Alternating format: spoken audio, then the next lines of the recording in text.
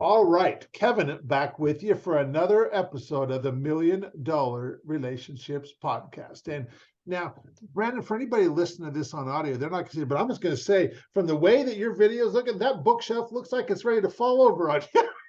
Yeah, it does kind of look like that, right? Yeah. That's an optical illusion right there. Yeah. So Well, if I die in the middle of this podcast, they'll know that it was the bookcase. that's right. That's right. So, well, welcome to the show, man. Yeah, thank you. Thanks for having me. Yeah, and I'll tell you, this is really cool because you and we go back a ways. I mean, my gosh, I got to give a shout out to Garrett Gunderson because that's how you and I got connected years ago. Yep. This would have been, I'm going to say, was it like 08, 09, some kind of around Yeah, that? it was probably around 08, 09. Yeah. Yep. And I distinctly remember because my business was doing well at the time, and I had met Garrett through Genius Network, and I remember he had shared a couple things at the meeting, and which prompted me like, what the heck does this guy even do, And so I started talking with him on the break, and come to find out he was kind of like a financial advisor. He ran a firm and stuff, and I was like, I was like, I'm gonna get some help from this guy. And actually, I had read his book, Killing Sacred Cows, and then I ended up reaching out to him. I was like, you know what? I was like, I'd like to hire you. And he really, Brandon, he really tried dissuading me from that. He's like, Kevin, he's like, you should really not hire me. You should just it's cheaper. You can talk with somebody on my team. And he's like, you should really not. He's like, I mean, and I'm like, no. I said, I want to hire you. And of course, looking back, I probably shouldn't have. No, that's a joke, by the way. So my wife and I flew out to Utah, and we spent a day and a half with Garrett and got a bunch of stuff in place, and got our will and just like all this stuff going that I did not have my act together on a bunch of stuff. And he helped with that. And through that process, Garrett had introduced you and I, and here we are. What's this now? Man, time flies. We're talking like 15 years later, and here we are, Brandon. Yep. So there you go. That is a testament to the power of relationships right there. And so what I'd like to do is just kind of start by turning it over to you and giving you the opportunity to set some context, and we'll have you share a little bit about what you do, who you serve, what inspires you most about the impact you guys are making in this world. And we'll start there, Brandon. Okay. Yeah, absolutely. So I'm going to give a historical context for my career because it all kind of goes together and it all matters in terms of what I do now. So I got my first job, what I would call real job out of college, working in finance. So I worked for a pretty well-known bank, and I worked in finance. And what was interesting about that career choice was that within 2 months of working in my job in finance, I had this sick feeling in my stomach that finance was not a career for me, that finance was something that I shouldn't pursue further. Now, I stayed for 9 years just to make sure that that was actually true. And so I spent 9 years working in finance. And there were some reasons why I did that. Number one, I was terrified about leaving because it felt like failure. And this happens to a lot of us. I stayed because I thought if I quit right away, I'm going to look like an idiot. So I did. I didn't want to look like an idiot. So I stuck around. The second thing was I actually didn't really know what the hell I was good at. So I was like, if it's not finance, I don't know what I'm good at. So where am I going to work? I have no idea. So I'd hope that at some point I'd have an epiphany and that would become really clear. And then what I decided is that maybe I just need to get more invested in the company and move up a few levels and then see if I still like it. So at the end of 9 years, what I realized is through all the promotions and all the things that I actually had more responsibility of things that I hated when I was just an entry level employee. So I'm like, that strategy didn't work. And so I decided to leave. And Garrett, who you mentioned, was a friend of mine. We went to college together. And I reached out to him because I was setting up interviews in the Salt Lake market where I still live now. And I said, hey, I'm coming to Salt Lake. I've got some interviews lined up for some jobs. And I know you work with a lot of entrepreneurs. I said, hey, if you hear of anyone that's hiring, give me a call. Mhm. So he said, hey, I'm hiring. Um, will you do me a favor? And so he sent me a link to a Colby test.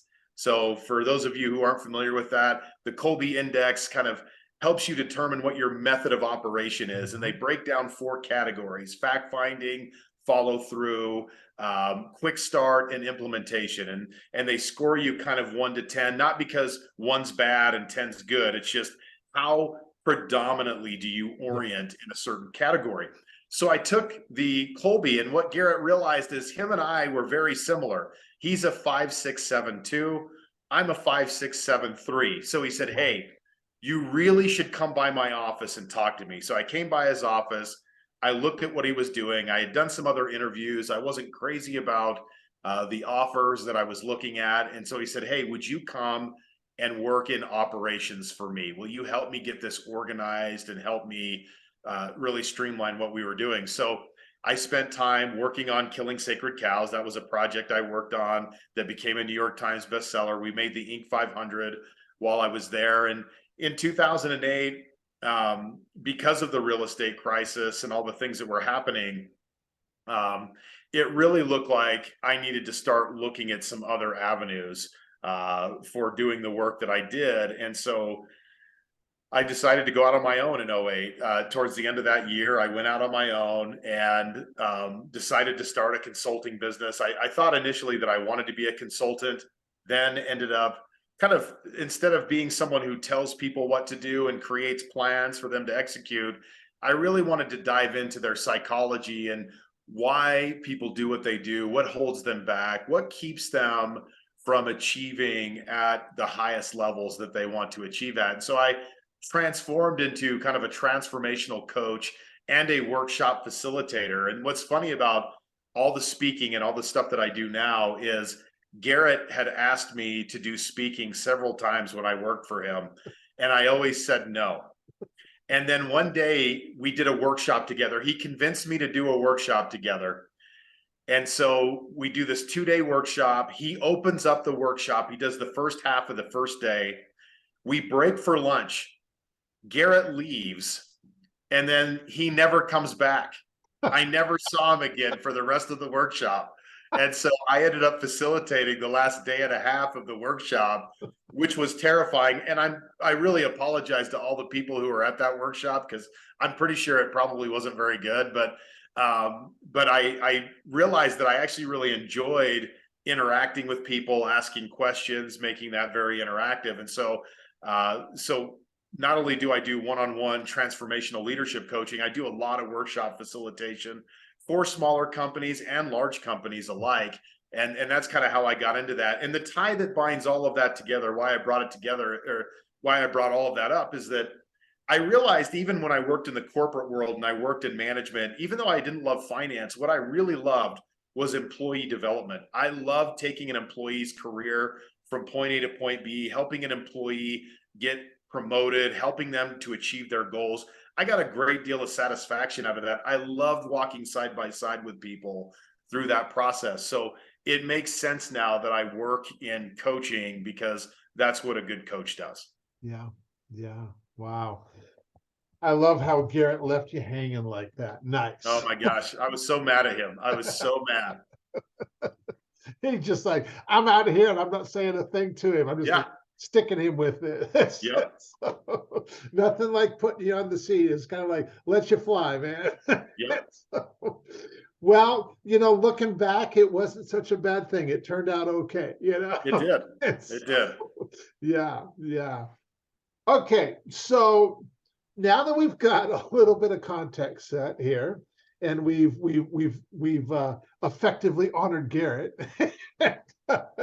Yeah, I'm gonna reiterate the question for the benefit of the listeners, and we're gonna shift gears just a little bit here. So, have you ever been introduced to a person that completely changed the course of your life or your business, so much so that much of what you have today would not be possible if not for this person? And Brandon, I'm really excited to, hear your story around this topic of relationships and just give you the opportunity to honor somebody who's had such a profound impact on your life and on your business.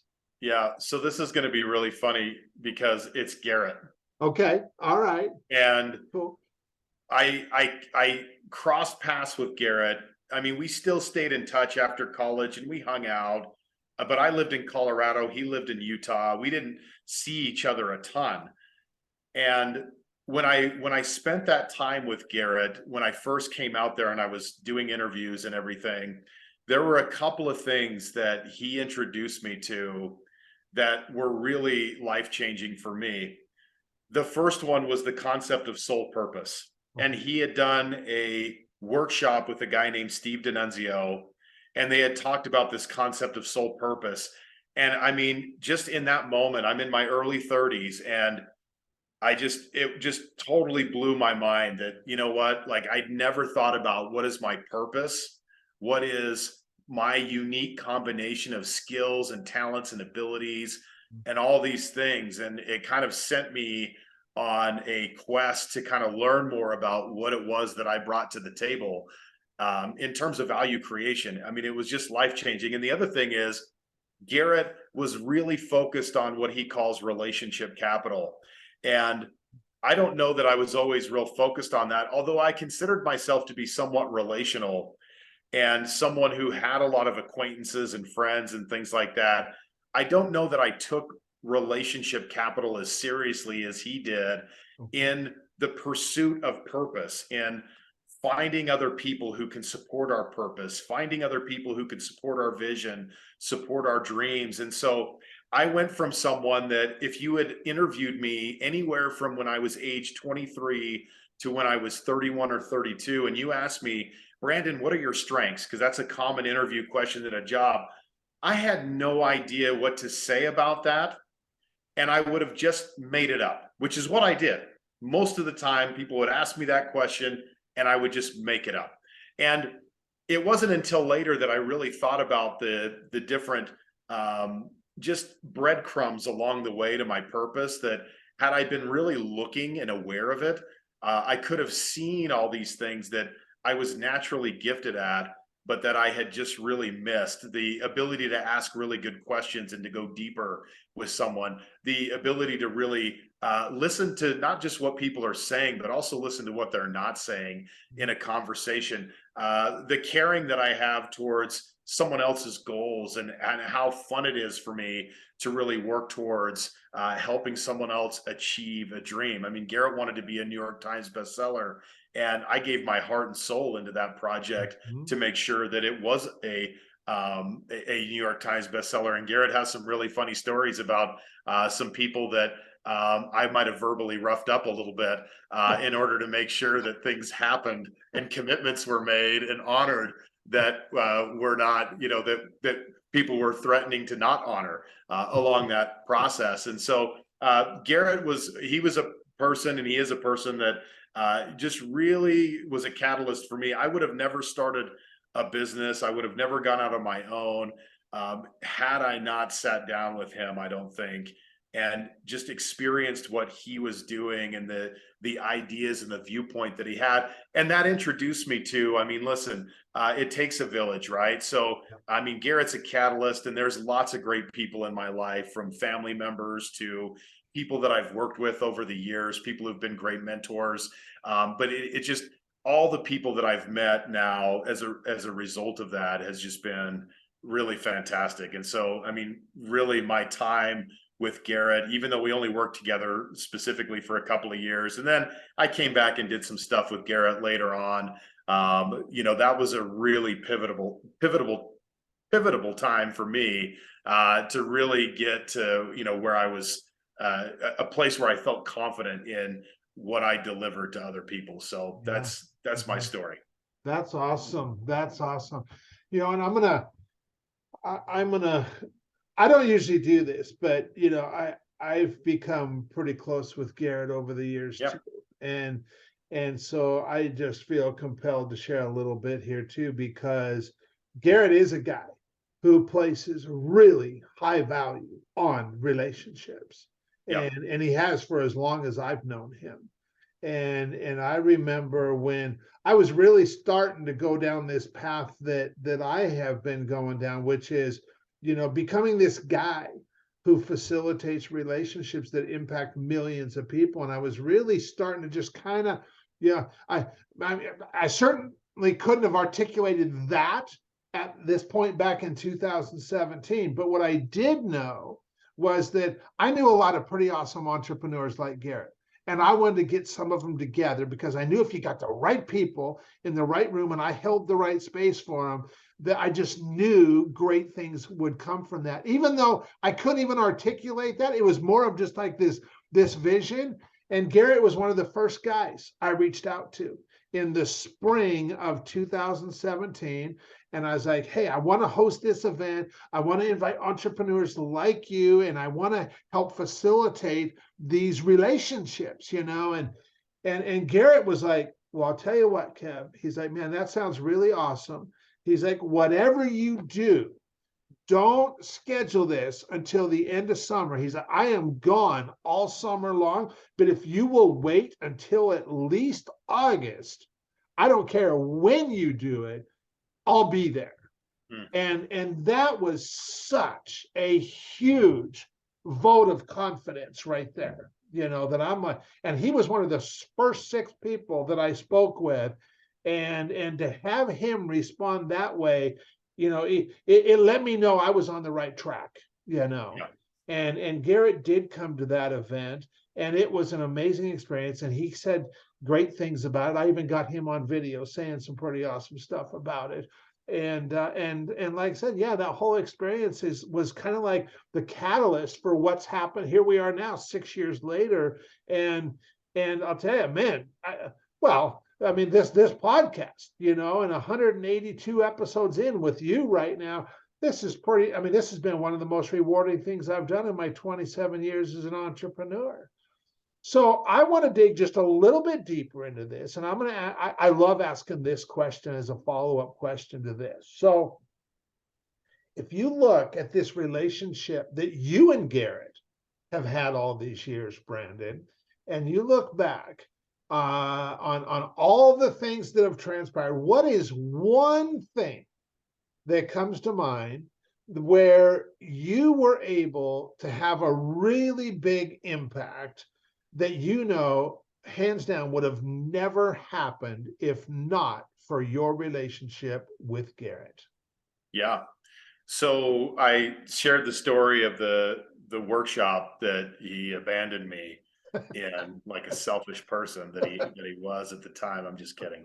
But so that strategic, we called it quarterly quantums back in the day, and we did them every quarter. And Garrett's like, I don't really enjoy workshop facilitation. He's like, I more prefer to present, in front of a large group of people. Now, and he'll do small groups, but he prefers larger groups. And he said, hey, would you mind taking this over? So I renamed the quarterly quantum, the Strategic Business Forum, and we still do those workshops today. Now, when I say we, I mean me and my team at New Work Revolution. That's what we do today. So we've done the Strategic Business Forum workshop series for 15 years. Wow. And we have impacted hundreds, probably thousands of business owners and leaders through that experience, helping them to engage in a group setting that was very personal, very transformational, and that a lot of people have said and come back to us and said, hey, this workshop completely changed the trajectory of my career, my business, where I was headed in other relationships. And so that one thing has been a staple of what I've done ever since that time. Yeah. That had Garrett not introduced me to that, and really even encouraged me to get out of my comfort zone and speak. Because here's the lesson in this story is, we have a lot of things we tell ourselves that we're not. And it's true that I'm not 7 feet tall. And there's a lot of things that are true about what I'm not. But there's also things that I lie to myself about that I really am, but I'm suppressing that fact, or I'm not willing to look at the fact that I am those things. And one of the things about personal speaking was, speaking in front of groups and being a speaker requires a level of vulnerability that at the time I wasn't sure that I was willing to engage with and really share of myself personally in a way that connected to the people in the room. And so I had to really grow and transform personally in order to get to that place where I was doing a great job in facilitating workshops, going from doing what people would think is a good job to an amazing job in putting that together. And that was from Garrett just saying, "Hey, I think you can do this," and then putting me in a position where I had to do it Yeah. on my own. And I don't know that I don't know how long it might have taken me to discover that after that. I mean, maybe it took a couple of years. Maybe I still am not doing it because of that experience. But that's one thing where we have impacted literally thousands of leaders' lives through that workshop series, and it all started with that. Yeah. So I'm gonna well, first of all, that is like way cool. And when you are impacting leaders that way, the byproduct of that is that you get to impact so many others, because all of those leaders have spouses and children, and they have uh, team members that, like all of these other lives that get impacted ultimately because of who you're working with. And I can remember years ago, I was oh gosh, this would have probably been, I don't know, 2010, 2012. I had got a call in my office from this gal who was, I don't know, I guess she was probably about 14 years old. And she was in tears when she called to tell me that, she goes, you're working with my dad, and I just wanted to call you and tell you thank you so much for giving my dad back to me. And Oh, I'm that's just awesome. like, holy cow, you know. And that was the first time that it really dawned on me, like, this is so much bigger than you realized, Right. And so I've always now looked at that, and like, even, with, I mean, like, yeah, with the work that you're doing, the true number of lives that you've impacted, you'll never know. But because of who you've chosen to serve, the number of lives you've actually impacted is massive, Yeah, and and you think about all the clients that these companies serve too. I mean, it gets pretty dang big, and absolutely. it gets pretty fulfilling, realizing that, like, yeah, you know what, we really are making a difference in this world. We really are making an impact and stuff. And Yeah. so, well, I really want to thank you for taking the time to have this conversation, Brandon. For anybody listening into this going, man, Kev, I really like Brandon. I like the way he shows up. And how can they find out more about what you guys are doing and stuff? Yeah, absolutely. I mean, there's two easy ways to do it. Go to newworkrevolution.com. There's tons of resources there, stuff about us, newsletters, all that good stuff there. And also Growth and Freedom. That's the leadership podcast that we do on iTunes, Spotify. It's everywhere. So that's a good place to start as well. So either one of those places is a good place to go. Awesome. Awesome. And I'll make sure we include that in the show notes and stuff. Any last thing that you feel compared to share, Brendan, before we call it a wrap? Yeah, you know what? I'm going to say just one quick thing around leadership. You mentioned this, Kevin, about leadership and how important it is. And the reason why I work with leaders is by design. Is my viewpoint, my vision is that when we have better leaders, we have a better world. And that started for me when I was a young kid, and I never knew my dad. And I grew up my whole life without knowing my dad, and he passed away a few years ago. I'd never met him, and and I was lucky enough to have someone, you know, in my childhood who stepped in and was able to provide that role.